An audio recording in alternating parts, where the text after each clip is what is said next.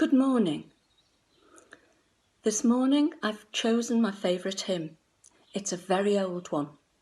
I love choruses and I can't wait to be back in chapel singing to the glory of God with everybody. But this has great meaning to me. It was written in the 19th century by an American poet. Her name was Annie J. Flint.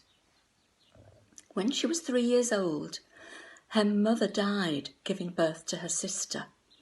Their father couldn't cope looking after them, and so they were adopted by a Christian couple. When Annie was a young teenager, unfortunately, they both died within months of each other, the parents, which left them orphans again. How terrible to have that happen to you twice. It must have been devastating. Did they lose their faith? Had God forgotten them?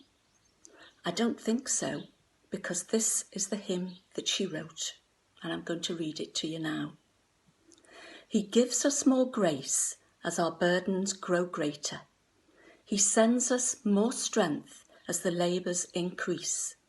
To added afflictions, he added his mercy. To multiplied trials, his multiplied peace. His love has no limits, his grace has no measure, his power has no boundary known unto man. For out of his infinite riches in Jesus, he gives and gives and gives again. When we have exhausted our store of endurance, when our strength has failed, when the day is half gone, when we reach the end of our hoarded resources, our Father's full giving has only first begun. His love has no limits, his grace has no measure, his power has no boundary known unto man. For out of his infinite wisdom in Jesus, he gives and gives and gives again. He gives more grace when we're overwhelmed, the first verse says. But how does that happen? There's a story of a Dutch lady who most of you will have heard of. Her name is Corrie ten Boom. And when she was a child in Holland, where she lived, it was the Second World War. And her family, kept Jews hidden in their house. One day she was on a journey with her father, and she said to him, "Father, I just don't know what had happened. If we got caught, I don't think my faith would hold up. Say we got tortured or awful things happened to any of you. I don't know if my faith would be strong enough." Her father looked down at her and he said, "Corrie, when do I give you your ticket when you're going on the train? Do I give it you 2 weeks before? No, because I know you may just lose it.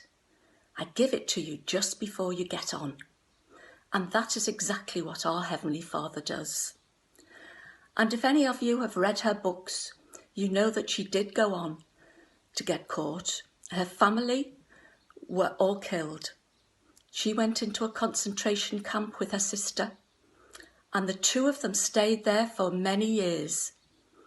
Her sister died just before they were all released. But I always think that the Lord kept her sister to keep Corrie going, and he knew that she couldn't cope without her sister. He knows so much about us, and he knows how much we can cope with. The second verse in the hymn says, "When we have exhausted the store of endurance." Have you ever reached rock bottom, when your endurance can go no further? I have, and I know a lot of people in this pandemic feel the same. We have people who've loved ones have died, they haven't been able to go in the ambulance with them or hold their hands while they were dying. We have people who've lost jobs, they need to pay the mortgage and look after their children. We have people who have mental health issues and are stuck in the house and can't get out and have any help at all. We also have wives who have husbands with dementia, and they cannot understand why they can't go out putting their coats on, ready to go out. And the wife has to deal with all that. We have to go to the Lord for our strength, because our strength is not enough. Jesus says his grace is enough. He can use the weakest person and mould them into the person he wants them to be. I can't do anything in my strength, but I can in his. We can in his.